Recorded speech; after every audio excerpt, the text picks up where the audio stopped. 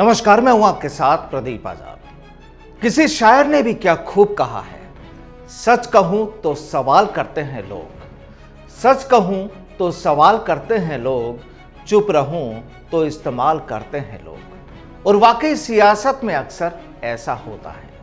अब बात राजस्थान की करें तो यहां की सियासत में भी कुछ ऐसा ही हो रहा है। दरअसल सूबे की सियासत में इन दिनों हालात कुछ अजीबोगरीब ही चल रहे हैं।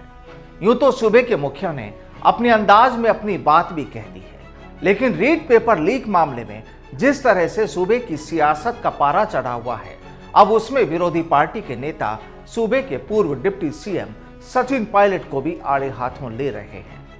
अब देखिए, राजस्थान में इस वक्त रीट पेपर लीक मामला कुछ इस गर्मी के साथ छाया हुआ है कि सूरज भी शर्मा रहा है। भाजपा वाले इस सरकार को आड़े हाथों ले रहे हैं।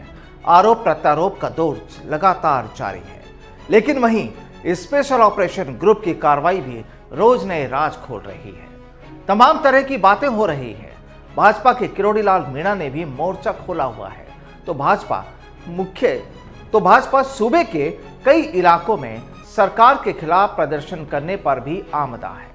लेकिन अब सूबे की सियासत में एक नया राग छिड़ गया है, और वो नया राग ये कि आखिर जब गहलोत सरकार इस पूरे मसले पर कार्रवाई करने में जुटी है, तो फिर पायलट ने अपनी चुप्पी क्यों साधी हुई है। जब बात राजस्थान के बेरोजगारों की हो रही है, उनकी लड़ाई की हो रही है, तो पूर्व डिप्टी सीएम सचिन पायलट भी आखिर चुप क्यों है। दरअसल इस वक्त पायलट यूपी, पंजाब और उत्तराखंड में कांग्रेस के लिए सियासी लड़ाई लड़ रहे हैं, लेकिन राजस्थान के मसले पर वो चुप हैं। और अब तो भाजपा भी कहने लगी है कि जब पायलट का 10 जनपद से सीधा ताल्लुक है, तो उन्हें भी तो ये बात वहां तक पहुंचानी चाहिए। एक बयान सुनिए, फिर आगे की बात होगी। ये बात सही है कि पायलट साहब को तो कम से कम बोलना चाहिए। वो बोलते आए हैं। जो सरकार में जब जब भी ऐसी गड़बड़बाजियां हुई हैं तो बोलते आए हैं। इसलिए मीडिया के जरिए मैं पायलट साहब से भी कहूंगा कि ये 26 लाख बच्चों के भविष्य का सवाल है।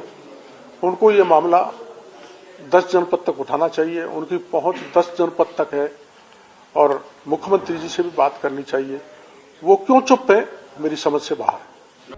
दरअसल राजस्थान में रीट पेपर लीक मसले पर जो खींचतान चल रही है, लापरवाह अधिकारियों पर जिस तरह से सरकार एक्शन ले रही है, और कुछ को तो सलाखों के पीछे भी पहुंचाया जा रहा है, तो फिर सवाल ये कि आखिर सचिन पायलट की चुप्पी का राज क्या है।